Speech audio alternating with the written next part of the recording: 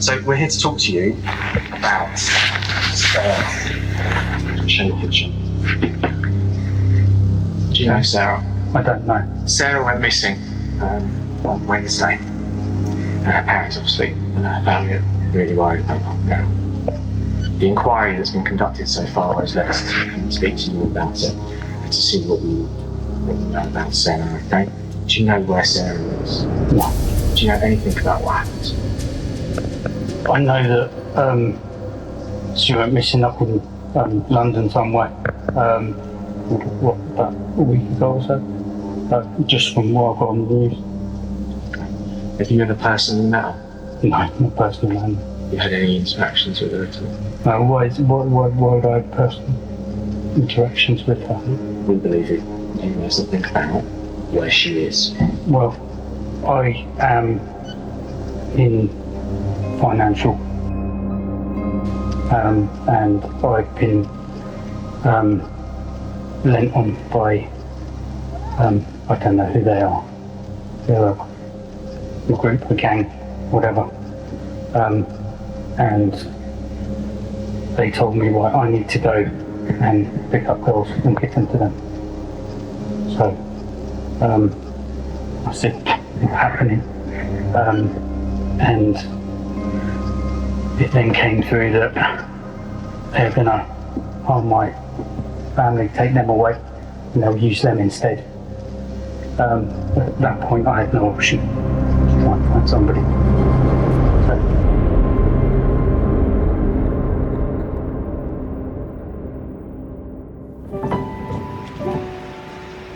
Speaking frankly, as an organisation, we have been rocked.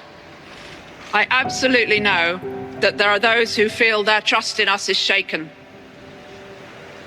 I recognise that for some people, a precious bond of trust has been damaged. I know that what happened to Sarah, and indeed what has happened to other women in London and beyond in recent times, has raised important questions about women's safety. There are no words that can fully express the fury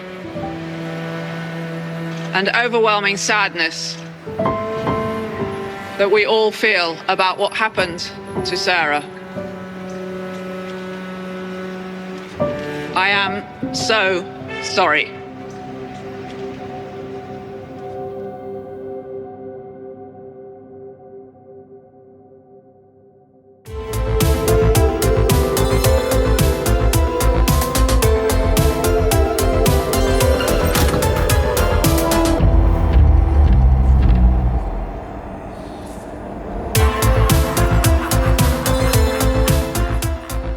Hello and welcome to I Can Murder a Podcast. It is a special week. It is the week of the audience vote. You guys voted. It is here. Ben Carter, how are you doing? Doing really well. They always pick some interesting cases. It's never quite what you expect it to be, which is an interesting insight into the minds of the audience of I Can Murder a Podcast. But we are here indeed. It's been an interesting vote. How are we, Dan? Audience vote? More like Tom Norris vote. Am I right? I only get one vote, guys. Cast it. And then here we are. Weird. Fantastic. Yeah, your name came off a lot. My name came off a lot. Yeah. It's just one Tom Norris. In different variations. Just going back to what you said, Ben, there about the interest in what the lovely audience pick. There was our finale is a case that I'm very surprised. I don't think I even saw one vote for it. Got 0 votes. But I think people will be very intrigued when we cover it. But yeah, and don't be concerned, guys. It's not along the Great Train Robbery sort of vibe. It's very different, very different to that. Yeah, it's one that I think, as you said, I was surprised there were no votes, but it's going to be a case I think, yeah, people will be fascinated by, as they are, equally fascinated by this one indeed. So the very news report. Thank you.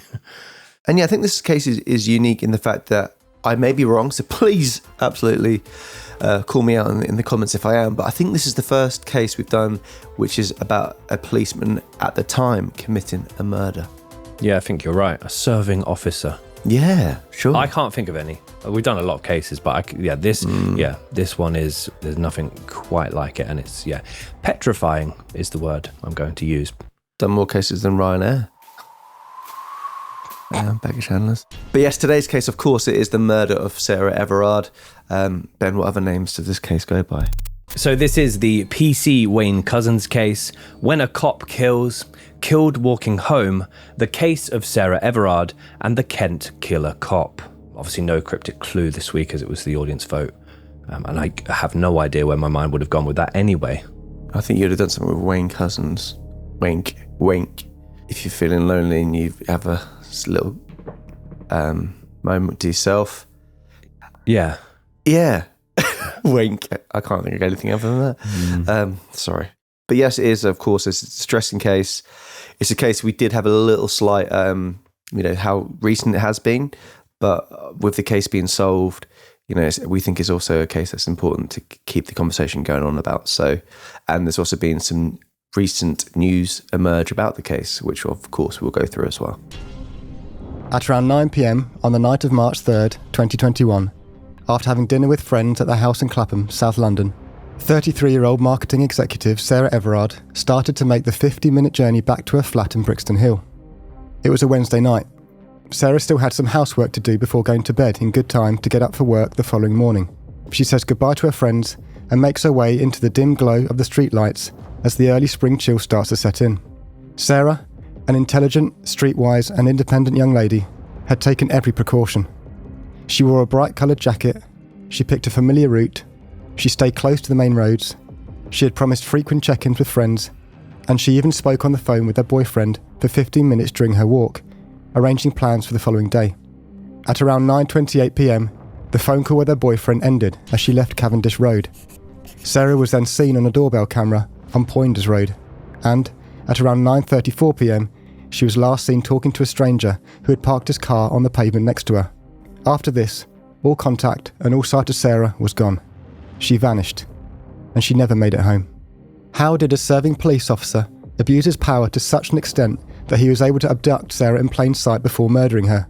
Why were so many troubling warning signs missed relating to Wayne Couzens' actions and behaviours before the crime? And how are women supposed to feel safe in modern society knowing that a police officer, someone meant to protect them, committed such a deeply disturbing, monstrous series of crimes? It does feel very poignant, this case. There's a lot of emotion attached to it, of course. Because I knew a fair amount about this when it happened, and it was big news at the time. It still is big news now.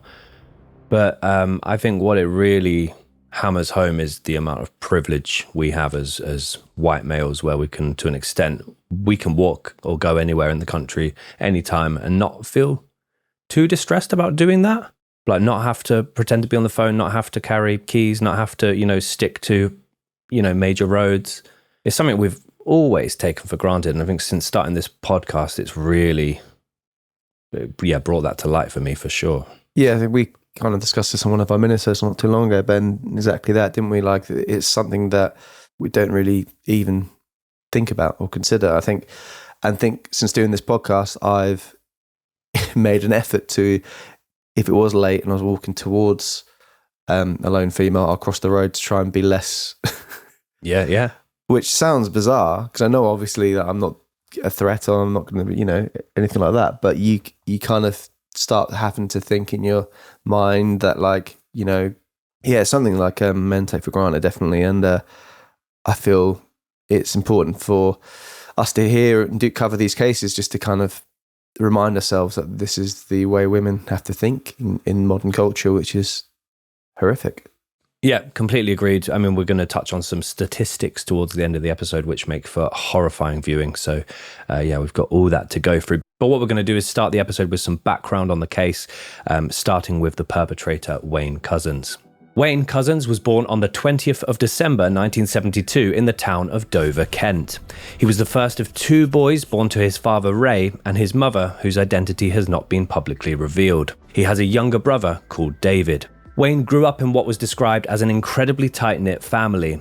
His father Ray ran a car mechanics in central Dover called BCB Dover Garage and Body Shop. Strictly mechanics based. It didn't have a body shop on the side, which was launched by Wayne's grandfather Walter back in the 1960s. Both Wayne and his younger brother David would regularly be brought to the garage to see their father in action from a very early age. Due to the success of the garage, the family was financially in a strong position. Though her identity has not been made public, some articles suggest that Wayne's mother was a housewife who made raising her 2 boys and keeping a happy and tidy household her mission. She was described as an incredibly doting and incredibly affectionate mother who often spoilt her boys. As youngsters, the 2 cousins' boys were very into their cartoons and movies, and their mother would regularly buy them the latest toys or games. Once even dyeing a set of bedsheets black, cutting them up and making ninja costumes for the brothers. So the boys would then regularly play around the house as ninjas, often running out around the neighbourhood in their costumes and, according to a childhood friend, striking classic ninja poses. Classic ninja poses. Which I'm assuming is sort of the... Grasshopper. I don't know. The grasshopper. Maybe much more kung fu. Do ninjas do kung fu? Probably. I mean, What's a ninja's discipline? Probably very disciplined to be able to do all those kicks. yes. Interesting. Maybe it's on with the leg sort of out to show you that the leg is there. So a particular game you used to play with your brother running around in the house, Ben, was a particular theme? No, not really. Obviously watched a lot of wrestling growing up, so we probably did the old elbow drop off the top of the bed, but can't really remember anything else. Fancy dress, my mum bought me a Batman costume and my brother got the white Power Ranger, and his costume was so much cooler. I got one of the like low-end Batmans and he got like a high-end Power Ranger that I think the mask spoke. The mask spoke? Wow. Yeah, it did like a... and That sounds cool. Mine looked very homemade. May well have been. But you're not being ungrateful. No, never. Really appreciate it. It's got a cool picture. I'll try and dig it out. Oh, please try and dig it out. Yeah. And the picture. During his early years, Wayne attended local nurseries and schools in Dover, where he was regarded as a quiet and introverted child by those who knew him. Unlike many children we have covered previously who are characterised by rebellious streaks, emotional outbursts, violence or difficulty in junior school, Wayne did not stand out in his academic performance, nor did he attract attention for delinquent behaviour. He was often described as unassuming, keeping to himself for the most part. Which I'm actually quite surprised about. I mean, obviously he goes on to join the police force and we'll get into that, but some of the things that he's been accused of and things that have been noted on his record, I would have thought at school he would be quite disruptive. You're completely right to make that assumption. We've got junior school out of the way. Let's talk about his secondary school because there are some signs here, Tom, that are very red flaggish. Oh, red flaggish. Yeah. Like Billy Talent. Yes. After completing junior school, Wayne went to Castlemount Secondary in Dover, where there's a little bit of foreshadowing. He got into a fight on his first day at school. This fight was with a future close friend by the name of Warwick Lewis. Warwick claimed that the incident shocked him, firstly because it was the first day of school, but secondly because he hadn't deemed Wayne as much of a fighter. He claimed that Wayne had pretty much glued himself to the biggest boy in their year, maybe Elmer's glue, a boxing champion who was also the school bully, because he thought that Wayne feared others. On the fight, Warwick recalled, I actually had a fight with Wayne. We were coming out of class and he said something to me. I can't remember what it was, but at school, if someone says something challenging, you say something back to show you're not going to be pushed around. And he just laid into me. He got me up against the door by the neck, but he didn't do any damage because he was a coward. His strength lay in manipulating people and enlisting muscle, like that boxing lad. Despite this incident, the pair actually went on to become close friends, and Warwick would regularly stay around Wayne's house after school. It is believed that Wayne was able to obtain pirated VHS movies via his dad's connections at the mechanic, and the pair would rush all 20 yards from the school back to Wayne's house in order to watch the latest Rambo movie together. From here onwards, though his father's garage was somewhat of a family institution, Wayne had aspirations of becoming a soldier and fighting in various wars. And this was a fantasy that only escalated further as he grew older. On this, Warwick continued. Every time he watched a film, he would always fast forward to the fight scenes. He was fixated. You could watch a movie with Wayne in 10 minutes. They were an attentive, loving family. That house was always kept really lovely and clean. He didn't want for anything. They had it all. She really loved him a lot. This is the thing I don't get. It wasn't like he had parents that didn't care. They were such a nice family. His mum and dad were so nice. Keeps banging on about it. Doesn't he? Yeah. maybe his family weren't so nice. It's true. As they entered their teenage years, Warwick would later go on to compare Wayne to the character Cartman from South Park. He said that, which is not a kind, I don't see any way that this could be a kind comparison. Do your impression, Ben? You guys, I can't really. You have to do the eyes, don't you? You can probably do it better, can't you? No. Didn't think you would. I'm not, Dan? I'm not big on South Park. I think I've watched one episode. Oh. Yeah. Oh, Ben always used to always sing Mr. Hanky the Christmas Poo even during summer. Always, from at school, kept singing it. At school, did we go to the same school? Oh, college, sorry. You come into the canteen, you go, hi, yeah. I'm like, okay, Ben. Okay, yeah, that does not sound He like took me to me. the corner, he said, can you get the guys to start calling me Hanky? I was like, no, I don't think I can. I mean, the hanky part might be right, but none of the rest. Was it hanky? Hunky. So Hunky. this comparison, guys, shut the fuck up. So this comparison. He said that basically Wayne would always be quite demanding and belittling to his doting mother, almost to the point of aggression, which is, if you don't watch South Park, that's exactly what Cartman does, not a very nice way. And Wayne would often snap at her or try to get her to leave the house whenever he had friends over. Whenever he wasn't able to get his own way, he would come up with various elaborate lies to try and convince his friends and family to let him do the things he wanted to do. Warwick said that on one occasion during the school summer holidays, Wayne had convinced him and a group of friends to go to the White Cliffs of Dover in search of a secret underground armoury bunker. And after spending almost half a day searching for the secret bunker, the boys told Wayne that they had to get home before dark, which made him furious. I could see that being like a thing that I would happily go along with if someone told me that there was a secret bunker. I'd love that. Yeah. I would get fully involved in that. Have you been to the White Cliffs of Dover? I have, yeah. I haven't. I went, it was very muddy when I went. But yes, it's a very, it's worth a visit. It is, yeah. Sure. So the lies did not stop there. Wayne joined the Air Cadets as a teen, which for the most part required him to be dressed in the typical Air Cadets uniform, which the smart wear that they have is kind of like a smart office worker with a beret and a sort of a Stone Island-y shoulder patch thing. Is kind of how I looked at that. Yeah. Ish. But Wayne wasn't really keen on that uniform. He was much more impressed by their combat uniform, which was basically camouflage, trousers, top, hat, everything sort of camouflage. And he would also convince his mother to buy additional essential accessories, such as dog tags and a gas mask, where he would then strap that to his outfit, walk up and down the high street and basically convince strangers, particularly elderly women, according to Warwick, that he was a member of the SAS. That's weird. I mean, poor mum having to try and dye the bed sheets camo. Could be very difficult. Yeah. Super army soldier. Stripped to the waist. That's what I'm saying. He started spinning this whole story that he made up on the spot. He came out with this load of horse shit, but he was so convincing that even I started to believe him, and I knew it wasn't true. He was just living out a fantasy. He'd always make up some mission. He said he'd been given this map by his dad, and there was a secret stash. Hundreds and hundreds of guns, grenades, rocket launchers, left over from the war. When one of our friends wanted to leave, he shot him in the testicles with a BB gun. He couldn't have physically gotten hold of this lad and made him squeal. It was another tool to get what he wanted. That is, Yeah. ouch. Shot in the bollock. Him being able to start spinning a story on the spot is something obviously we'll get into later on. Yes. But yeah, I think I can remember kids like that back in the day who would just have elaborate lies and try and get people excited around it. But yeah, very odd. One last note from Warwick, and we'll leave Warwick Fuck in the me. past. But Warwick did mention a boxing champion at their school who Wayne had basically glued himself to, or seemingly partnered up with. Well, despite Wayne and Warwick becoming such good friends, Warwick was always terrified of this school bully boxing champion. And one day, Wayne invited Warwick to his house after school, which was fairly typical. However, once Warwick walked into the house, Wayne locked the front door and the boxer arrived in the living room, having walked through the kitchen. Now, Warwick recalled looking towards Wayne, who had this huge grin on his face and seemed to be getting off on the situation that he'd created. Fortunately, before anything could happen, Warwick was able to climb through a window and escape.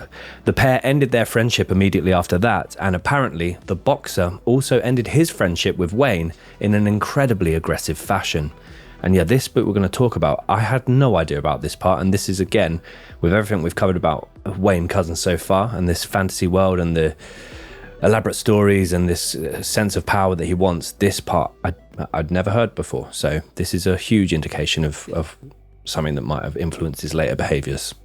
After, I thought, why would he have done this? We were best mates. We hung out. I couldn't figure it out. After a while, I stopped trying to. A few months after this, he must have thought he had control over the other man. He became a little bit overconfident. His whole power thing. He liked to manipulate, to have certain circumstances go his way. The guy basically just had enough, stamped on his head until he stopped moving. and he was in intensive care for some time. He dropped out of school not long after that. Yeah, I hadn't heard of that before as well. Obviously, a head injury, we know, we've talked about it in many cases before, the implications that may have on a person and their behaviour. Stamped on his head until he stopped moving. Oh, yeah. Really weirdly, I opened the I Could Murder a Podcast Twitter account this morning, and literally there was a video of someone doing that to a kid at school in America, and the guy's fingers started going like that, clutching, and he started shaking, which apparently is a sign of a serious brain hemorrhage, which I don't know if this happened in the Wayne Couzens scenario, but it's weird that I saw a video of that this morning. Do you know what? My Facebook is absolutely chalked. It's fucked. I always try and make a point of when these videos come up, say, see less of this or report or whatever. But I get so much violence, death, gore. Half of them are bloody monetized and got ads running. It is so bad. I don't know how it becomes this monster of just violence. I mean, I get it on Twitter. I was on there earlier, and some kids walking home from school, and there seems to be some form of electrical. Oh yeah, he hit it with a stick, don't they, or something? Yeah, that was absolutely jarring. Which I was like, why is this? I mean, I know some people might think hypocritical us saying like that because we cover such things, but we're not showing the actual thing happening at the time. No. But yeah, very odd. I mean, your algorithm, Dan, might be a bit odd because of the other videos you do enjoy. Yeah, I do like a sting, but I haven't watched a paedophile sting in a few weeks actually. Also, when we're on this topic, a big shout out to Chris Hansen that we met at CrimeCon. Yes, the King of Sting, lovely man, the King of and Sting. Lovely wife. Yeah, lovely people. Yeah. We had a lovely. Well, we might probably talk about it maybe at the end of the episode, CrimeCon, a little bit more. But he was a very nice guy. Has his own podcast where he talks to people that were from the show, To Catch a Predator, which I'm definitely going to listen to. But around 25% of them answer. Wasn't a bad impression. Oh, cheers. Better than Cartman? Yeah, better than Cartman. Yeah, way better. I knew about the lies and the storytelling, but I didn't know. And I know about some other nicknames he'll get later in his career, but I did not know about this incident at school, which seems... And also, let's talk about him trapping his best mate in a house with someone that wanted to kill him or wanted to really badly beat him up. That's also horrific behaviour. Yeah, I'm just... You can only imagine what Wayne's done to make the boxer guy want to beat him up. What lies he's told in order to make him think that that's what needs to happen. But, I mean, it all sounds a bit... The school boxing bully and then jumping out of a window. It sounds very Beano to me until the head stamping happens. Not so Beano. Backstreet Boys. Bash Street. Desperate Dan going, I wanted a fucking pie, a cow pie. Anyway, back to the case. So Wayne started working as an apprentice at his father's mechanics in 1990 after dropping out of school, though it's been argued that he did actually complete his GCSEs. He remained at the garage for the following 12 years, where customers considered him very shy and reserved in comparison to the rest of the mechanics. In 2002, Wayne joined the Territorial Army, where he served as a private for the C Company, 3rd Battalion, the Princess of Wales Royal Regiment, for the following 2 years. During this time, he was based in Canterbury, and he became top student at the battalion-run driving course.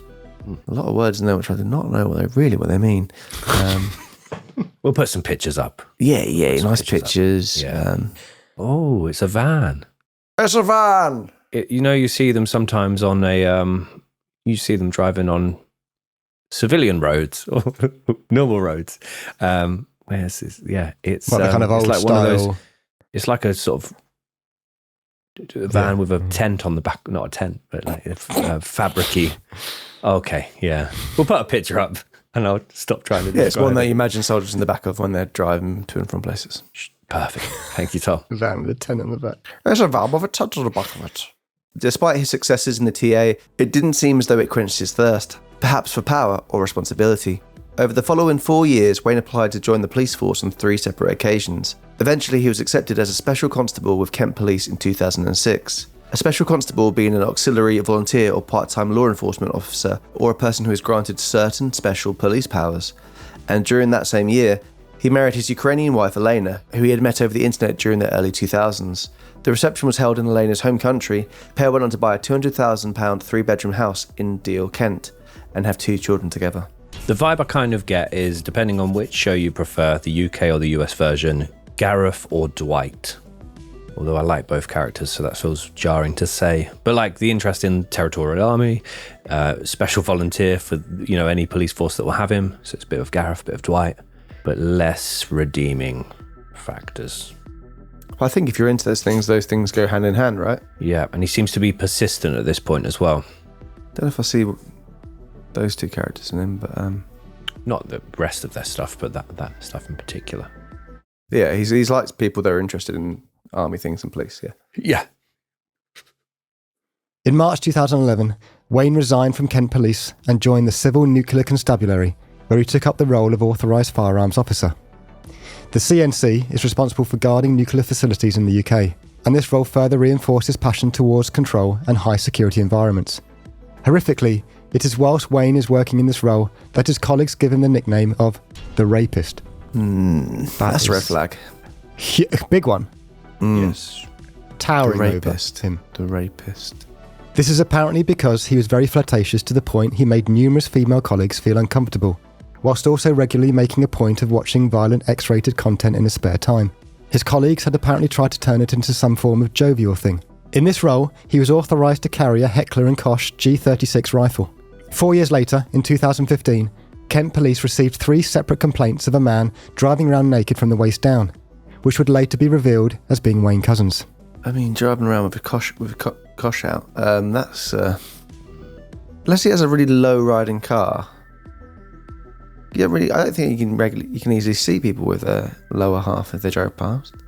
I think, yeah, I mean, we'll talk about other places where he was going where it would very much be areas where people would look down into your vehicle in particular. I don't know. It could be a reverse convertible where it's just the bottom half. Yeah, very weird behaviour. And also, making it jovial, I think calling someone the rapist isn't making it jovial. No. Do you think it's the case of it's a social cues thing? He's not picking up on social cues from women being like, obviously he's married as well, have 2 kids, which obviously is part of it. But yeah, and just watching X-rated content in his spare time, very, very, very odd behaviour, especially if he's doing that in front of people. I mean, yeah. And we'll get onto it in the later trial, but at this point as well, he had 2 police constable friends. Well, actually, there was a series of them, but there was 2 that were very prominent that had WhatsApp groups and individual WhatsApp chats with him that were incredibly graphic and bantery conversations that were discussing rape, violence, homophobic comments, racial comments. And we'll talk about that more in the trial, but it's, horrific. 3 years later, in 2018, despite this disturbing series of events, Wayne was accepted for a transfer to the Met Police, where he took on the role as police constable and firearms officer. Perhaps as a sign of how desperate he was to work this role, he would make a 2.5-hour commute each way every single day for work, occasionally working 12-hour shifts and spending 5 additional hours commuting. Then, in 2020, he was assigned to the PADP branch, which is the Parliamentary and Diplomatic Protection Branch. In this role, he would guard and support with the transport of various high-profile individuals across international embassies in London, and basically guard the buildings as well. And he would also deal with the VIPs of Westminster. In this role, once again, he would be authorised to carry a firearm. So a note worth making here, in order for him to get this role, Wayne had clearly impressed someone, because typically you'd have to undergo enhanced vetting process as part of the recruitment for this role, and he had also not gone through what was the typical mandatory 2-year probation period with the Met before joining the PADP team. So you're thinking maybe he's made a friend, someone relatively high up to earn this transfer. There's a lot of things that he hasn't really had to go through the enhanced vetting process of the role or anything like that. And also not completed his probation, moved straight into this role. So I thought that was an interesting note. As well as this, on the 13th of November 2020 at around 2:30 p.m, whilst a woman cycled along a narrow and wooded country road between Deal and Dover in Kent, Wayne Couzens stepped out of the woods by the road and exposed himself to her before proceeding to masturbate aggressively whilst staring at her. The lady in question was able to spot his parked car nearby and did report his number plate to the police, claiming that he got as close to 2 meters to her, but no action was taken. Wayne's childhood friend Warwick, who we honestly thought we'd heard the last of, said the following in reference to Wayne being able to become a police officer. If you've got someone behaving in certain ways, showing sociopathic tendencies that are considered anything but normal behaviour for a child, he shouldn't be able to join something like the army or police force. When you look at those behaviours that are sociopathic or psychopathic, they are all a telling sign. They are serious characteristics that need to be taken into account. Maybe they will grow out of it, but can we afford to take that chance? I think this kind of thing proves we can't. Warwick speaking some sense there. I mean, we've heard a lot from him. That's probably the best thing he said all day.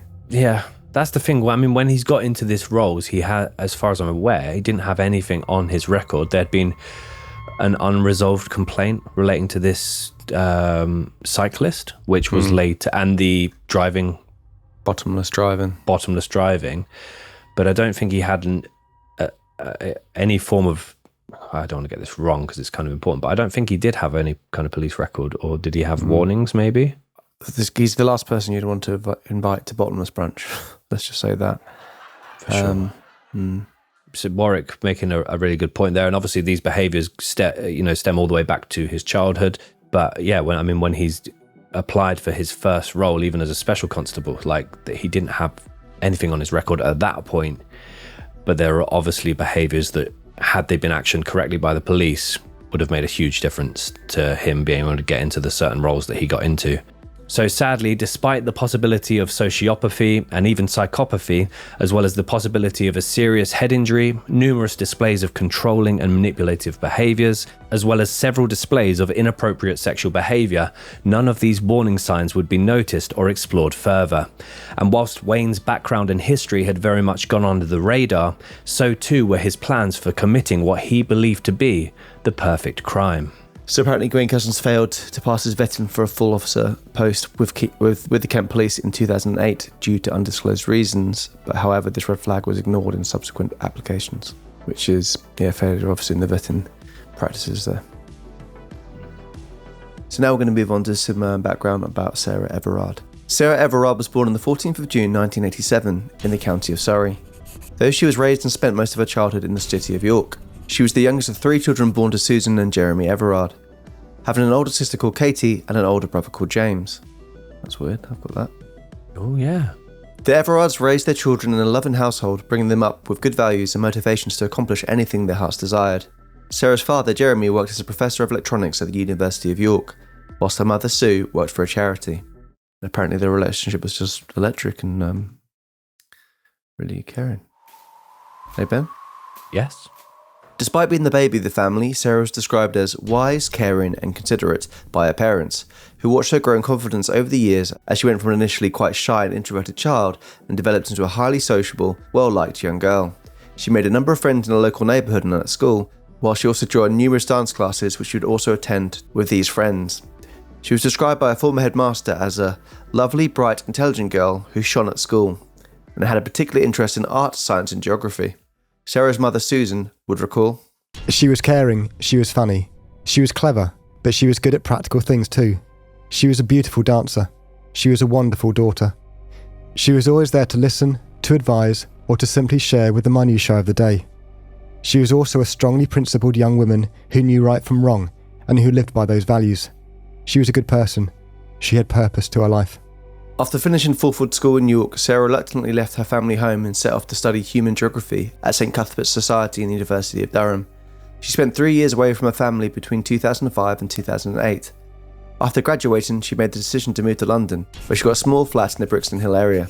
Once in London, she started working as a marketing account manager.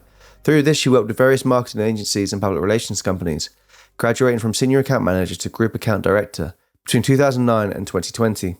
A year later, in February 2021, despite the impact COVID-19 had had on the job market, Sarah landed her dream job role as marketing executive at a digital media agency called Flipside Group in Holborn. Her father, Jeremy, described her feelings and plans at this stage of her life. She was saving to buy a house and looking forward to marriage and children. We were looking forward to having grandchildren. We loved being part of Sarah's world and expected to have a full and happy life. She was strong, popular, and incredibly kind. Whilst living and working in London, Sarah met and entered a relationship with her boyfriend, Josh Louth. Josh was the same age as Sarah and also worked as a marketing director, and according to close friends, only lived a couple of streets away from Sarah when the pair started dating. There isn't a huge amount of information available regarding the pair's relationship. However, it is speculated that they opted to court each other in a much more traditional sense rather than dating in a casual way. The pair had a deep love for one another and they loved being out together with their friends. They also had a holiday booked to Ibiza with 4 of their friends for late 2021. And this was partially in hopes that the COVID restrictions would ease, but also partially to celebrate Sarah landing her new job. Sadly, that holiday would never come. And it is here that we move to the timeline of the murder of Sarah Everard. March 2020 through to the end of 2021. The United Kingdom and most of the rest of the world entered a series of different lockdowns and social restrictions as a result of the COVID-19 pandemic. Various social guidance and strict restrictions were put in place in an effort to battle the virus and prevent infections from spreading further. In the context of this case, during the later section of 2020, as well as the early months of 2021, England saw the largest number of deaths relating to coronavirus, as well as the largest number of people hospitalised by coronavirus. So it's safe to say that the country was relatively on edge, though a great number of people had grown tired or depressed as a result of the social restrictions. We were warned by then Prime Minister Boris Johnson to stay home, protect the NHS and save lives. Well, that brings back some memories. An almost total ban on social gatherings was imposed during the full national lockdowns, and household mixing rules were also imposed to prevent people who do not live together from meeting. If these rules were broken, British citizens would receive a varying level of COVID fines. Most people received only one COVID fine, although 4.4% of the population received 2 or more. I know someone who got a 250 quid fine for breaking regulations. What were they doing? Going into work. Not a key worker? No. Well, it depends how you look at it. But no. Which was... Yeah.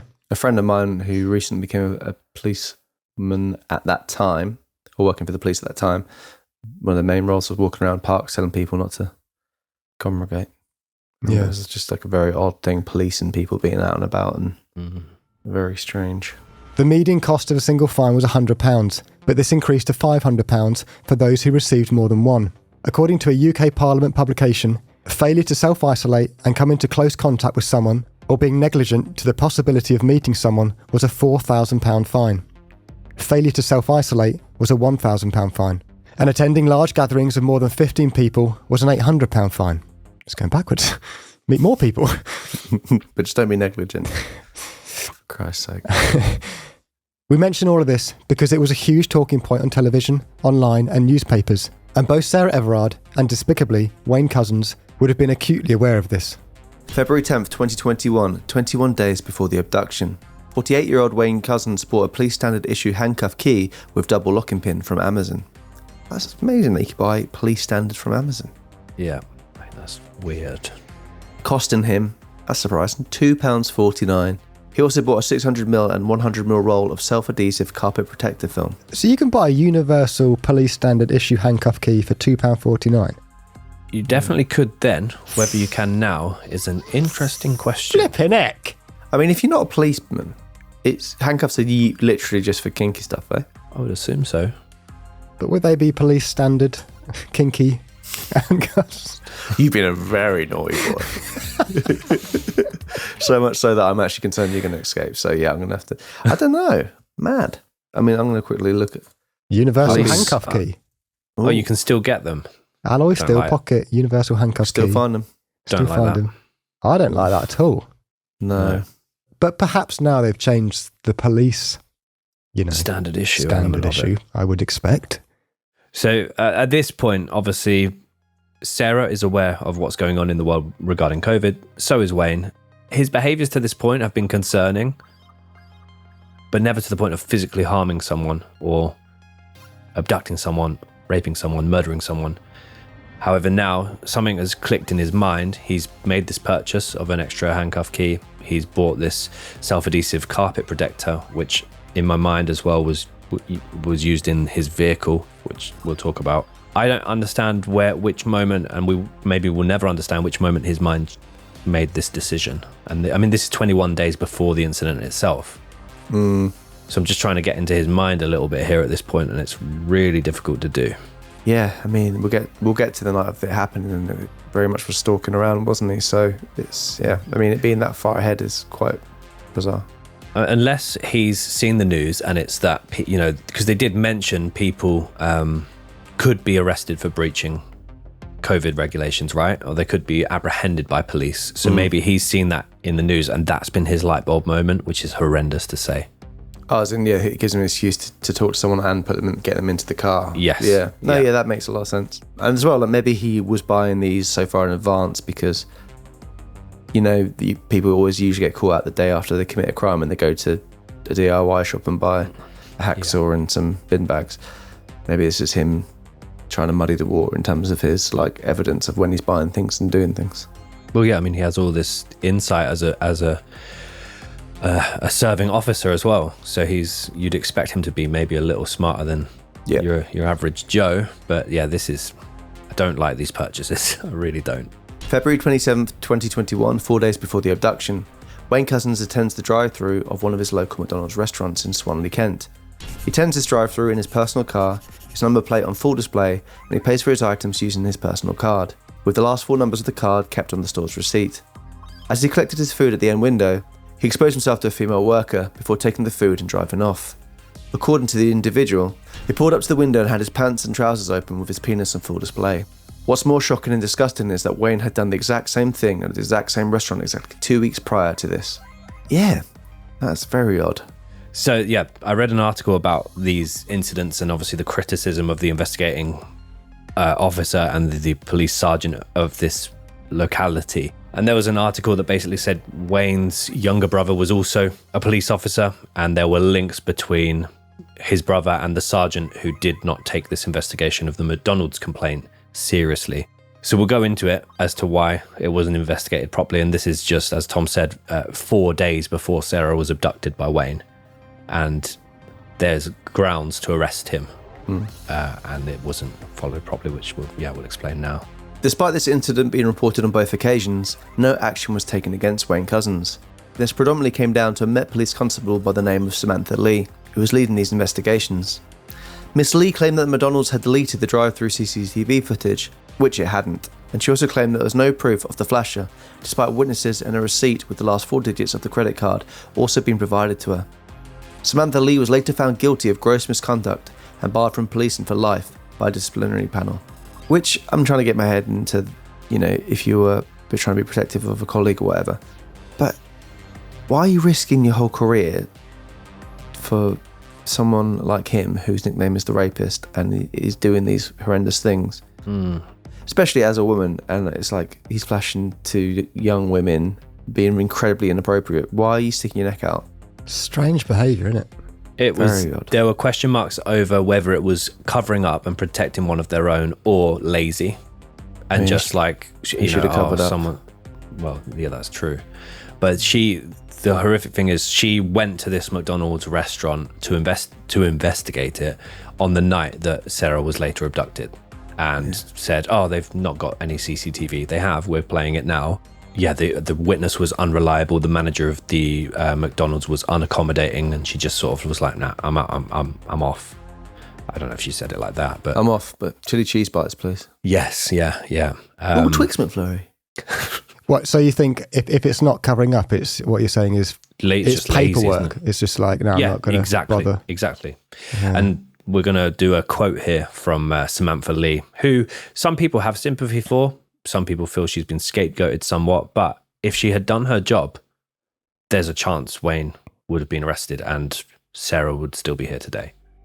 As much as I've thought it over and over, I don't believe that anything I could have done would have changed the tragic outcome of what happened later that day.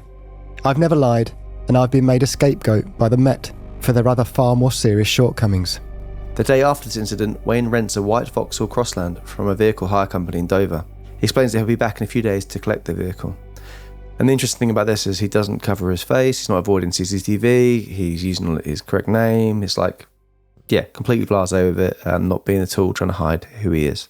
Yeah, we'll go on to all of his different movements on the night of, but he does seem to think he's ahead of the curve here at this point. And the arrogance as well. I mean, arrogance may be the wrong word to use, but the fact that he's preparing for this thing that he's going to do relating to Sarah, but then also doing these things at McDonald's, he almost feels invincible maybe at this point. like he's getting away with everything. No one's coming after him. No one's even, looking at him really. Yeah, definitely an arrogance to it. And obviously this is speculation massively. We don't know if he's joking about this to his colleagues, if they know exactly this kind of stuff. And I think normalising his behaviour by calling him the rapist in a jovial way, as they said it, I don't know if, that kind of thing does implicate. But yeah. March 3rd, 2021, the night of the abduction. 7 a.m. After completing a 12-hour shift at the US Embassy in London, Wayne drives 2.5 hours back to Dover to collect his rented car before spending a brief period of time there, and then driving another 2.5 hours back to London. By the time he returns, it is afternoon. He is then seen on CCTV driving around Battersea Bridge, as well as Earls Court, before later arriving in the Clapham area. He would once again drive back to Earls Court after spending some time in Clapham, before returning once again to Clapham. It is believed that, during this time, he was scouting for locations that would be suitable for an abduction, being sure to try and avoid busy pedestrian or vehicle areas, any kind of CCTV surveillance, and any houses with Ring or Nest Cam doorbells.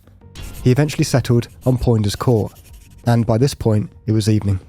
So yeah, I mean, at this point, he's been awake approaching 24 hours. He's been all across London now, looking for an area where he feels he can use breaching COVID guidance to his advantage. He's making sure that he's in an area where it's not too busy, too many cars, too many people about. And also this road in particular, there's kind of it's on a street corner almost, where he knows that he's observed that there are no house cameras or doorbell cameras that can spot him. So once again, he's thinking that he's ahead of the curve here, and also ahead of the curve as well. I remember that being used in COVID times. Get the curve down. Flatten the curve. Flatten the curve, yeah, not get ahead of it, sorry. Although that might have been somehow useful. The other thing I wanted to talk about, which I was thinking about this last night and how horrific this is, because he was so casual in renting this white Vauxhall, and as Tom said, he didn't alter his appearance, gave his right name, gave his address. I think that carpet protector is what he had used to basically mat out his entire interior of that car, which, as we're going to get onto, when Sarah starts to realise this does not seem like a legitimate arrest, how horrific that sight would have been, if that was the case. But I assume that's how he used the self-adhesive carpet protector. Yeah, the image is evoking as in Dexter, when they come to in Dexter, and the room's like, all the stuff, plastic sheeting on the wall. 6:30 p.m. Sarah Everard is shown on CCTV at a Sainsbury's supermarket in Brixton Hill, local to her flat, where she purchases a bottle of red wine to take to a friend's house. She then travels from Brixton to Clapham and has dinner with friends. 8 p.m. Wayne Couzens visits a Tesco on West Cromwell Road, where he purchases a pack of 14 hairbands. Over the next hour and a half, he once again drives to Earls Court, Battersea and Clapham. So Dan, here's a question for you. What do you think Wayne Couzens is buying hairbands for as a bald policeman? I don't like the silence because I think he's realised. I haven't realised, no. Are you going to tell me? It's been speculated he is to prolong an erection. Oh, shit. But I've never looked at hairbands in that way. Why do you need 14 of them? Don't know. Surely one will do. Or just a scrunchie. I don't think that's got the resistance. Yeah, probably not. Yeah, but we get around a couple of times, isn't it? Maybe, I don't know. But yeah, I mean, it's been speculated that's a reason for it. I can't really see another reason why. I mean, but yeah, very peculiar. It's never been absolutely 100% proven that was the reason for the purchase, but it's a bit of a random one. When researching this as well, I would assume he bought other items when purchasing this, because as Tom said, as a bald man, that's an odd, just the hairbands, please. But yeah, I couldn't find anything else about it. So 9 p.m, after having dinner with friends, Sarah starts to make her way back to Brixton Hill from Clapham. She leaves her friend's house on Leithwaite Road via the back gate and begins what should be a 2.5 mile or 50-minute walk back to her flat. And again, it's been speculated here that she decided to walk because due to the restrictions at the time, it would have been difficult for her to use public transport. It would have been probably more risky. And also, apparently, that's not really much of a long walk for a Londoner, which I would consider that a long walk. Well, 2.5 miles, maybe not a long walk, but 50 minutes feels long. 2.5 miles is, I think you'd say, I don't think many people, I think London's probably known for more people not walking. Dan, what do you reckon? I was just going to say, 50 minutes sounds quite long for 2.5 miles, but... So she starts on the A205 South Circular Road, and this was a route that she was familiar with and had completed many times before. Not long after she set off, she had a phone call with her boyfriend Josh, which lasted for between 14 and 15 minutes. And yeah, as we mentioned at the start of the episode, she told friends she would keep them in the loop with regards to her getting back home. She was wearing bright, I think it was bright green and turquoise clothing. She stayed within well-lit, busy roads. So she was doing everything that would be ordinary for this journey. During the call with her boyfriend Josh, the pair were chatting through their days and also making plans for the following day. The call ended and nothing seemed out of the ordinary. Sarah is then believed to have headed through Clapham Common, and there are very differing opinions online relating to the safety of this location, particularly at night, whereas the rest of her journey was regarded as, some of the safer parts of London. At 9:28 p.m, Sarah is captured via a doorbell camera walking along the A205 Poynders Road, just outside Poynders Gardens. 4 minutes later, she was caught on the surveillance camera of a patrolling police car, and this would sadly mark the last time that Sarah was ever seen walking alone. 9:34 p.m, Wayne Cousins, who had parked his white rented Vauxhall Crossland on the pavement outside Poynders Court, stopped Sarah Everard as she attempts to pass him. She was 1 mile away from her home. Despite him being plain-clothed and in what appeared to be a civilian vehicle, he showed her his police warrant card, police duty belt, as well as his identification before handcuffing her and arresting her on the grounds of breaching COVID-19 guidelines. It is unclear whether or not he had a gun in his possession. 2 passing buses captured the pair on CCTV cameras, once at 9:35 and once at 9:38. The crucial element being that the second bus was able to capture the number plate of the vehicle. Wayne then places Sarah in the vehicle, still handcuffed, and informs her that he's taken her to the local police station. Sadly, this would be incredibly far from the truth. It's just heartbreaking how much of a breach of trust that is. Yeah. It's just extremely sad. There was some high-ranking official of the Met Police interviewed in the weeks that passed this case, where the Sky News, it was the very famous Kate something, Sky News lady, a reporter. She's quite she can be quite venomous sometimes in her comments, but she was really pressing him, and she said, "What do you expect women to do who are approached by plainclothed or undercover officers to try and get them to prove who they are, who they say they are?" And he said, "Call 999, and if they say they're not who they are, run." Wow. He also suggested that if you ask them to then call their dispatch office or call 999 to validate who they are, their reaction, if they let you do it, you don't have anything to worry about. If they don't let you do it, you should be concerned. And I'm like, that how is that even really advised? And also, what if, let's say Sarah knew, no one really would think to second guess a police officer at this time, but if Sarah did and said that, this officer is arresting me for a breach, he was a police officer, what would they have said? I know his role was to be guarding international embassies, but would they have said, okay, well, you are breaching COVID and he's there, he's doing what he, I think it would have, obviously, Sarah was not to know this and she was just following a policeman's orders, but I guess it would have then, Wayne would have been, there'd be evidence of him being there, and in fact, if he did that, and I think he would have refused to do it, and he would have been very defensive about it. And that whole conversation from all that interview is basically saying you can't trust anyone. Yeah. That's the terrifying thing. These people are paid to protect, and it's basically saying no, you can't even trust them. So you can't even trust them. So yeah, it's really horrible. I'm sure in the news it was that they would, I don't know what they did to your friend, Dan, but would they not fine you on the spot, issue you with a ticket and tell you to get home, and that would be that? Was it really, I guess it wasn't a known thing whether they'd take you to a station or not for this kind of a COVID breach at the time. It's a real grey area. It was weird, because I do remember he got an on-the-spot fine, but still went to work anyway. But was told, you shouldn't do this, you can't do this. It's like Tom said, you're not a key worker, you should work from home. I guess from his perspective is if he's already got the fine. Yeah. So some people park their car and get the parking fine because they can't be asked to find a space. They go, I'll leave it there all day. As well, we don't actually know what he said to her.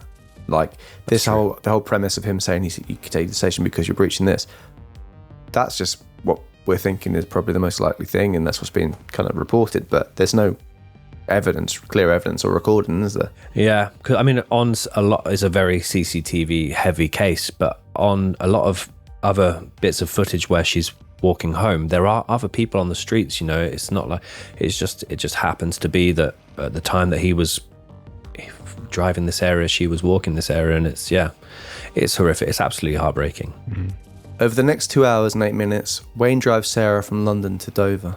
So it's 2 hours and 8 minutes being in the back of that car, knowing you're not going to the local police station. It's just the thoughts running through your head. It is completely unclear as to what was said or done during this drive, and of course it is impossible to imagine what was going through Sarah's mind as she realised that she's being taken further and further away from her home by someone who she believed was protecting her. At 11:43 p.m, Wayne transfers Sarah from the rented vehicle into his personal vehicle between just before midnight and just before 1 a.m. His mobile phone pinged in several locations close to the village of Shepherdswell. The common belief is that he raped Sarah between midnight and 1:45 a.m. before strangling her to death with his police duty belt. It's cruel. I always use the word horrific, but it is so horrific, so bleak. He's used the rented car to kind of distance that from his identity, but I do also, if you look then at this timeline of what he's doing and when he's doing, and I'm sorry this is kind of a graphic and morbid thought, but that adhesive carpet protector film that he has purchased, I have to think that it would be in the rented car. And even then for Sarah to get into that and realise, you know, the whole car is covered in that, or just what was going through her mind. It's, as Tom said, such a long drive, and it would take what, 20 minutes, half an hour to realise, okay, we're leaving London. This is not normal. I wonder if he'd then maybe what the conversation would have been, what the guys would have been to actually get her in the car in the first place, because we don't know for sure that it was a COVID restriction breach, but it likely was. It's just... The only thing I'd say about if the car was covered in that was, at that time, I'm sure, you know, we've seen lots of places like were made COVID safe. So True. It could have been lied that it was for hygienic reasons. But yeah, it would be very quickly dawn upon her that this isn't, you know, what's happening isn't right. Something strange going on there. As well, I find it like, as we said, he's a policeman. Like, the fact that he got the rental car, what's the point of getting the rental car if you've booked it under your name and you're on CCTV booking it, and there's links directly to you, so there's no like escaping that. I find it very odd. I think it's arrogance, isn't it? And he thinks as well the location he's picked to park his car up would have not been caught, and if it was not for those buses, he would have been right. Yeah. So thank God for the 2 buses. 2:34 a.m. Wayne Couzens is spotted on CCTV buying drinks from a petrol station in Dover. He then drove to a remote wooded area known as Hose Wood, where he owned a small plot of land. It is here that he is believed to have partially hidden Sarah's body. His personal car was then captured on CCTV in the area between 3:22 and 6:32 a.m. before driving back to Dover to switch back to his rental car before returning it to the rental company at 8:26 a.m.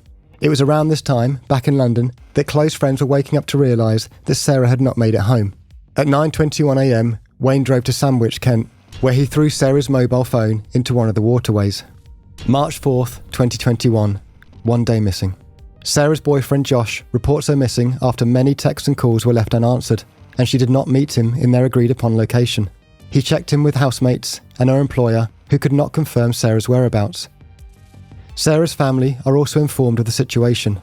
Over the course of the following days, Sarah's disappearance makes headlines all over the country, whilst friends and family members frantically searched for her, and police began to retrace her last steps the night before. Sarah's parents travelled from York to London, and hundreds joined the search to try and find her. Missing persons posters are printed and distributed all over London over the coming days. Meanwhile, Wayne Couzens calls senior officials at his work to inform them that he is stressed to the point that he no longer deems it is safe for him to carry a firearm. He also then requests some time off work from the 8th of March onwards as a result of the stress he is experiencing. He is then seen buying a hot drink and a Bakewell tart at a local Costa Coffee just hours after raping and murdering Sarah. So here's a question. Him saying that he's stressed and all this stuff, do you think this is it guilt happening? Is it him doing this in order to play him to his alibi? Because I don't think he thinks he's going to get caught. So we're obviously going to get into what happens when eventually, you know, he's interviewed. But what's your thoughts behind why he's actually saying he's stressed, etc., and booking time off? I actually thought it was something slightly different, but it's not as sophisticated as the rest of his planning. So I actually thought it was because his commute was taking 5 hours from each of his day, and his shifts were relatively long. So sometimes he was doing sort of 10, 12-hour shifts. I thought he actually needed time to dispose of or continue to hide the body. And that's why he's then needed the time off. But I also feel like, because you see him at this Costa Coffee and he's very like, his hands are very fidgety. He's like moving back and forth. He looks quite uneasy. It's a good question. I can't imagine it's a guilt thing really, but I know what you're saying, Tom. I think it's more to distance himself and allow him some, more time to deal with this. I mean, yeah, that night he was due to be home. He told his wife he wasn't going to return home because he had to work another shift. So who knows? It might even be just a case of like, yeah, I think you're probably right, Ben. Yeah, thinking about it now, it's not going to be guilt, is it? Yeah, I think he definitely lacks empathy. But I think it could be, he could still be going through a lot of, physical and reactions to it rather than the emotional ones. But it's all very strange. March 5th, 2021, 2 days missing, 11 a.m. Wayne Couzens is seen filling a petrol container at a petrol station in Whitfield. He then returned to his plot of land at Hodes Wood, where his car was captured on CCTV around an hour and a half later. He then proceeded to use the petrol to burn Sarah's corpse inside an empty refrigerator. At 1:47 p.m, Wayne is then captured by CCTV once again at a local B&Q, where he buys 2 large builder's bags. He also calls his local vets to make an appointment for his dog, who he believes to be experiencing separation anxiety. And his tone in this call is because he speaks very monotone and nervously in his interrogation or his police interview. But this one, he's very much trying to, just like to make an appointment. I think we'd like to talk about what she's going through. So I don't know. He's just, he's all over the place at the moment. Yeah, I was wondering if I could book my dog in for the vet so I can have a discussion about her issues, please. It's Couzens, Couzens. Is Maddie. That's the one. No, that's fine. I work shift work, so either.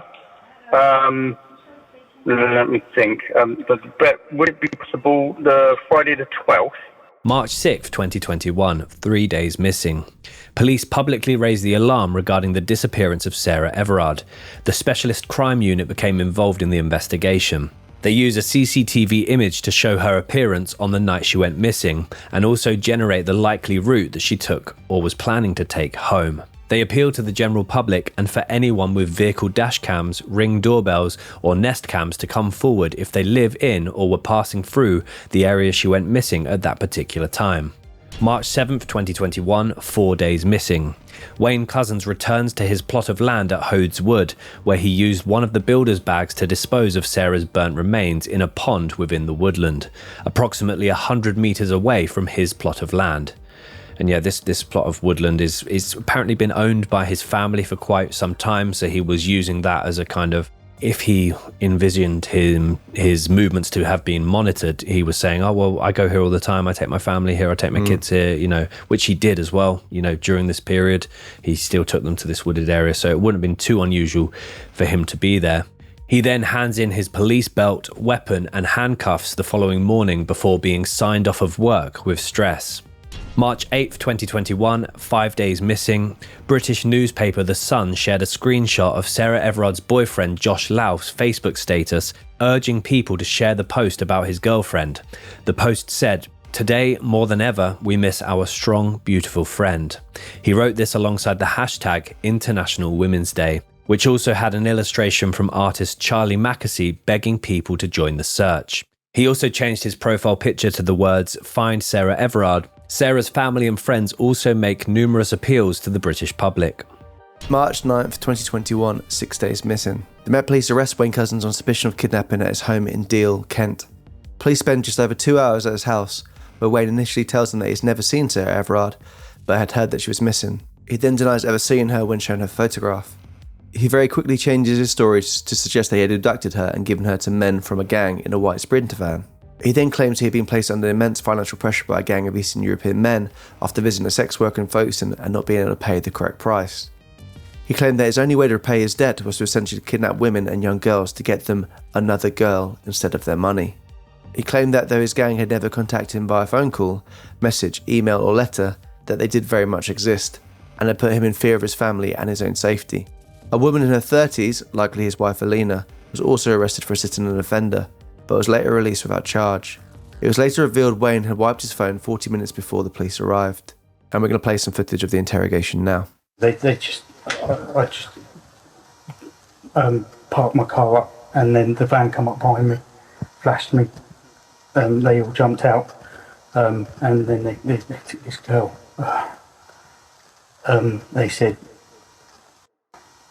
They said, "You've done good," and I don't know if my family's going to be alright still. They threatened to take my family away from me. So at that point, I'm doing what I can to protect my family. That's it. So all I know is it was a roundabout. We could drive there now. I could show you. So as we mentioned earlier on, in terms of him spinning a story, this comes very naturally to him here. I know some people speculated this. Obviously, it sounds immediately like bullshit, but the way he's kind of telling it, he's not going into too much detail on things like what a lot of people do when they're lying.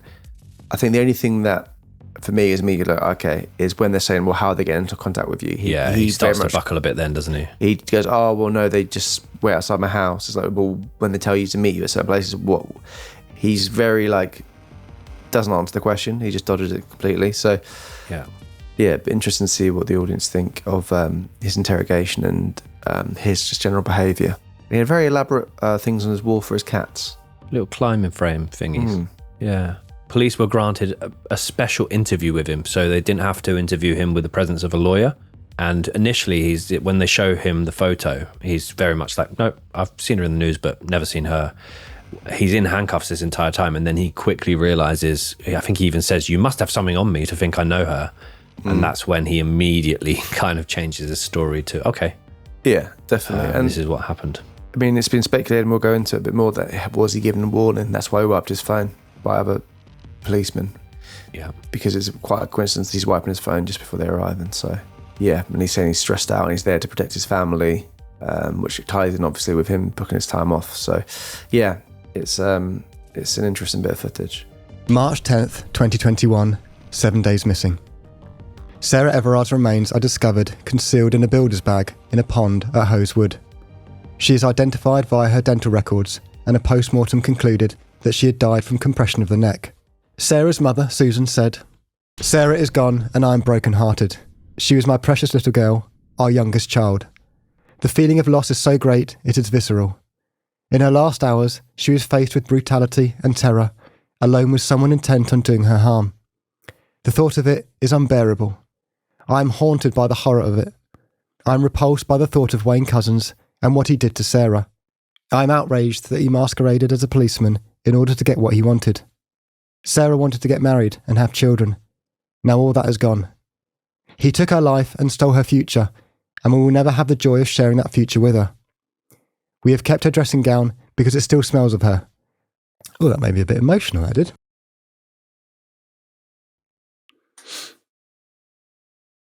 Fucking hell. Came out of nowhere. Here we go. "We have kept her dressing gown because it still smells of her, and we hug that instead of her.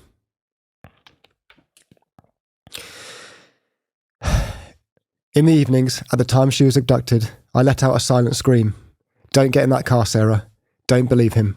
Run.'"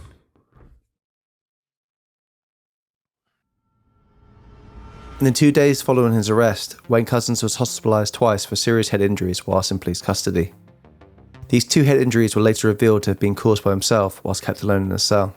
The crimes of Wayne Couzens sparked widespread outrage and protests across the UK, as his brutal abduction, rape and murder of Sarah Everard shattered public trust in police and ignited deep-rooted fears about women's safety. Vigils and protests erupted, with thousands gathering at locations like Clapham's Common to demand justice, systemic change and stronger measures to ensure women's safety in public spaces. The protests were further fueled by the heavy-handed police response to these gatherings, particularly at Sarah Everard's vigil, where officers clashed with mourners and made arrests, amplifying calls for police reform and greater accountability within the force. The The case exposed deep societal issues around gender-based violence, the culture within law enforcement, and the urgent need for structural change to prevent such atrocities from happening again. Yeah, I remember this was big news as well at the time, and there are lots of very infamous images of the vigil itself where other arrests were made. Young women were forced face down on the ground by arresting officers. It was supposed to be very much a peaceful vigil, and obviously their focus was on, I guess, the prevention of a potential, COVID breach once again. And there's footage that it's chaotic, and I remember the outrage on Twitter as well, the amount of males that were getting offended that women didn't feel safe, and women were angry by this, and it was just, everyone used it to suit their agenda, and it was just a grim place to be at that time, saying, not all men are monsters, you shouldn't celebrate not being a rapist. Yeah. Jeremy Everard, Sarah's father, said the following to Wayne Couzens during the later trial. The horrendous murder of my daughter, Sarah, is in my mind all the time, and will be for the rest of my life. Sarah was handcuffed and unable to defend herself. This preys on my mind all the time. I can never forgive you for what you have done, for taking Sarah away from us. You burned our daughter's body, you further tortured us, so that we could not see her again. We did not know whether you had burned her alive or dead. You stopped us seeing Sarah for one last time, and stopped me from giving my daughter one last kiss goodbye. So yeah, very powerful there. Obviously said that to Wayne Couzens in the trial. Very well articulated as well. Obviously being his daughter, I think that really kind of paints the picture there of exactly what Couzens has put the Everard family through. Yeah, 100%. And the quote Dan did before from Sarah's mother, Susan, that was a small section of a complete statement that she released in the days and weeks following the crime, and it's very hard to read, very heartbreaking to read, the full thing. And it's just, it's completely destroyed. They talk about being a family of 5, now a family of 4, and the emptiness that they feel as a result of this. It's so upsetting. So on June the 8th, 2021, Wayne Couzens pleaded guilty to kidnap and rape and admitted some responsibility for Sarah Everard's death, though he did not initially enter a plea of the charge of murder. He changed his mind the following day and eventually pleaded guilty to murder during a hearing at Belmarsh Prison. He did this via video link to the Old Bailey. During this video link call, he kept his head down almost the entire time and was shaking slightly during the hearing. It was revealed that he and Sarah Everard were complete strangers and that she had been chosen at random. Wayne's history of indecent exposure also comes to light, and police forces in both London and Kent are put under increased scrutiny. On the 30th of September 2021, Wayne Couzens was sentenced to a whole life order. Shockingly, he appealed this sentence the following month, and in June of 2022, it was thankfully rejected. He has since been found guilty of an additional 4 counts of indecent exposure. In November of 2022, 2 of Wayne Couzens' colleagues, PC Jonathan Cobban and former PC Joel Borders, were both jailed for multiple counts of sending grossly offensive messages. It was revealed that the officers regularly sent racist, homophobic, misogynistic and ableist messages in a group chat together.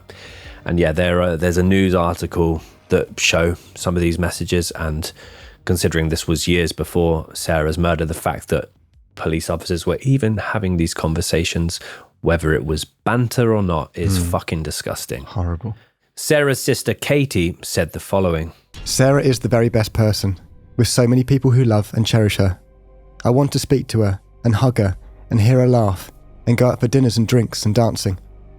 All those conversations we can never have. There were so many things I wanted to share with her. Trips abroad, being each other's bridesmaids, meeting her babies and being an auntie, growing old together and seeing who's got the most wrinkles.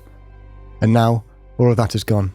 It disgusts me that you were the last person to touch her perfect body and violate her in the way you did. The last person to see her alive and speak to her. How scared she must have been. The last moments of her life, not with loved ones, but frightened and fighting for her life. So now we're going to move on to the aftermath of the case. In April of 2024, it was revealed that Wayne Couzens launched a formal complaint against the prison service when he demanded compensation over mum's missing birthday present.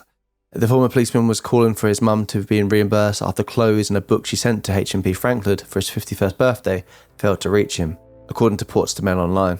Officials at the high security prison, which is also home to child killers Ian Huntley and Roy Whiting, explained he was given the first package whilst he was settling in, but the rules state prisoners are not allowed to receive gifts from home. A source told the Mail, just a year on from getting his life term, he was writing busybody letters of complaint about not getting a birthday present.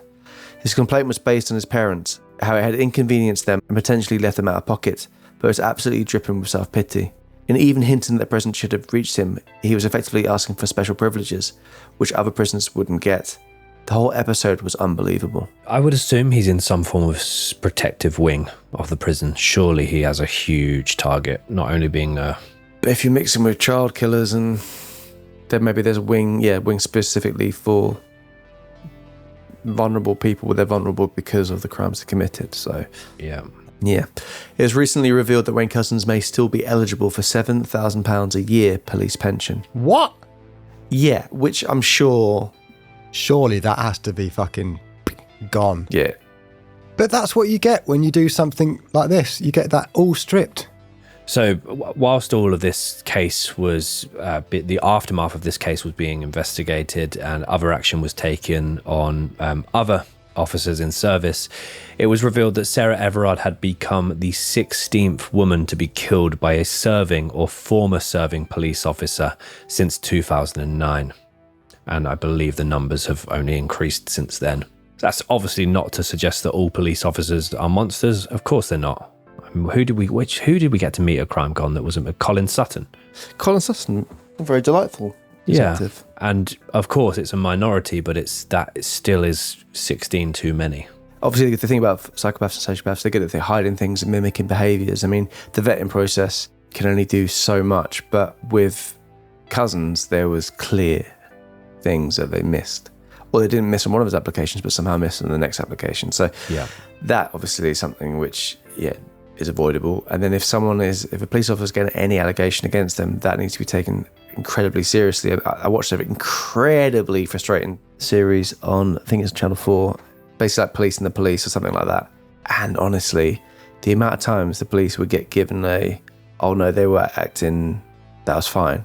Or they were just basically given a telling off and allowed to carry on working. And it was like, how the hell? If that was the general public acting that way, they would be, it may just bored my blood.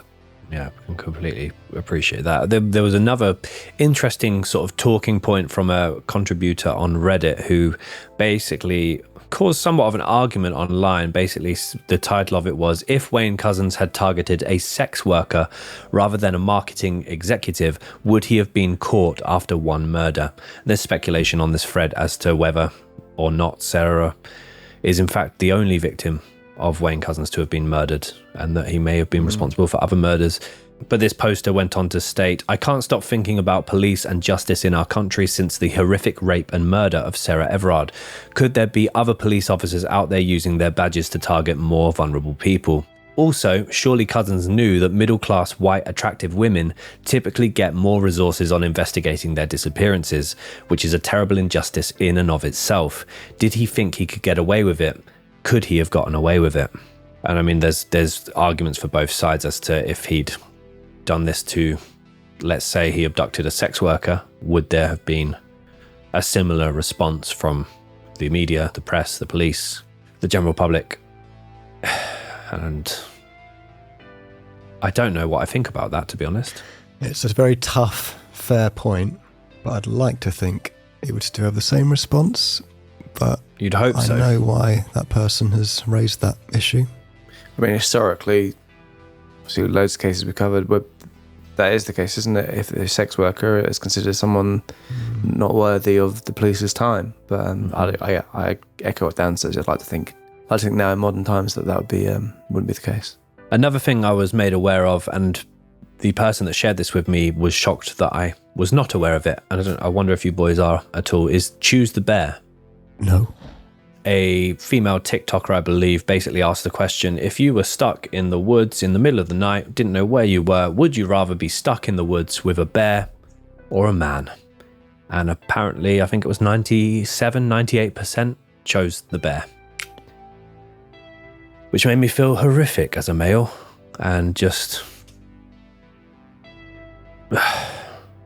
Yeah. the amount that we can't even comprehend about what females feel in our country and around the world is, I can't comprehend it. It's And the thing is, there'll be people listening to this, men listening to this, who'll be like, why is, I'm not a threat to a woman, and why would they be worried about walking past me, or why, this and this. But the fact is, like we've said, Wayne Couzens was a person there who was meant to protect. So in any instance, he should be the person, stopping this from happening to a woman walking home, and then he's betrayed the trust. So why would any woman trust any man walking past them? Which is, it's the, what about this? What about this? No, the fact is, this is still society now. Until numbers absolutely diminish in this kind of attack and occurrence, then things won't change. But it's just being aware of that. Like I said earlier, I know it sounds stupid, but if you're walking behind a woman late at night, maybe be conscious of this in the back of your head and think, anything I can do to be less intimidating or creepy, or even though you're just walking behind her innocently, I think crossing the road sometimes or trying to actively do something is beneficial. Yeah, completely. I don't walk around alone at night all that much. Usually I walk the dogs. Even if I'm walking the dogs and it's dark and there's a lone female, I will intentionally slow down, stop, go somewhere else. The same as you, Tom, crossing the road, because there is that awkwardness. Another thing that was circulating on Twitter recently regarding the case is the 5 times iPhone lock SOS button. So basically, if you're an iPhone user, you can set up an SOS function wherein if you press your lock button 5 times, it will immediately send a message to your emergency contact, send your location to the police, call the police.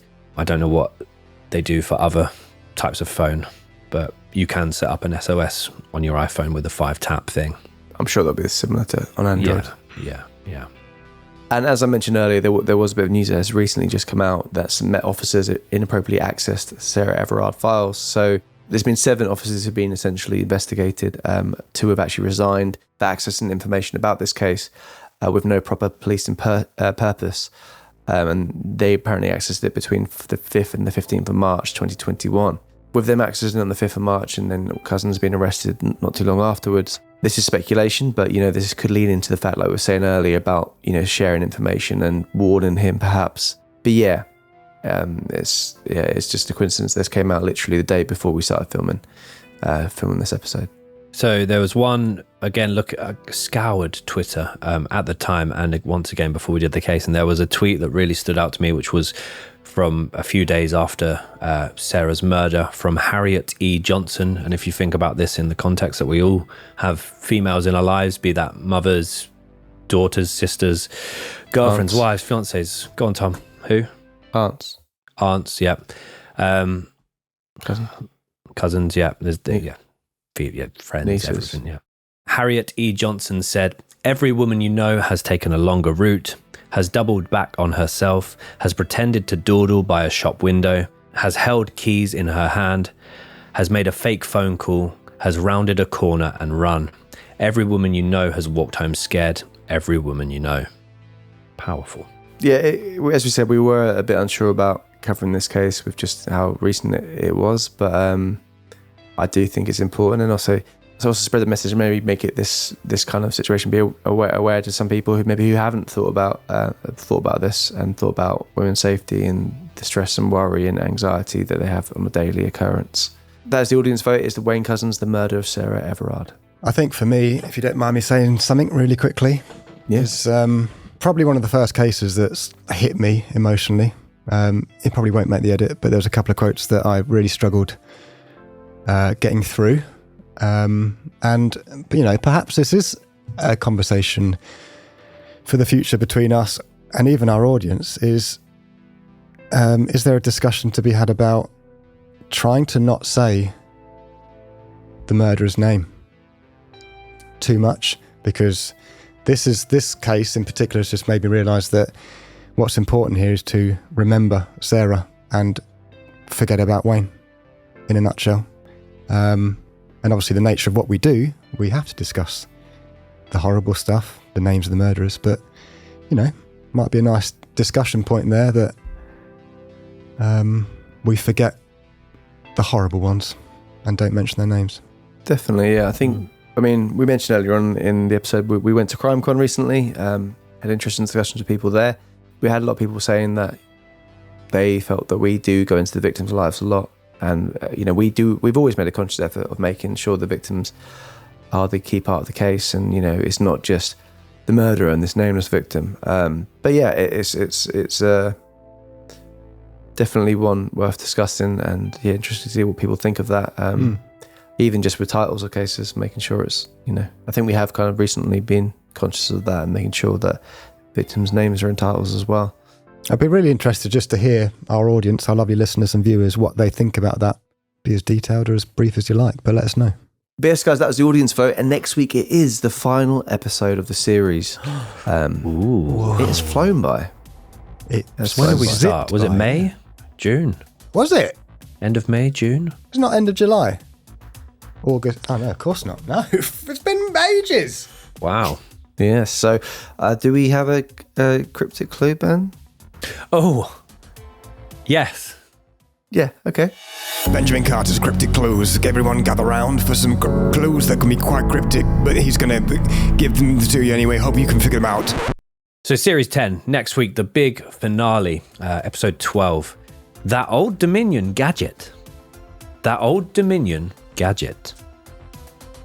Really struggled. Gadgets, Dominion.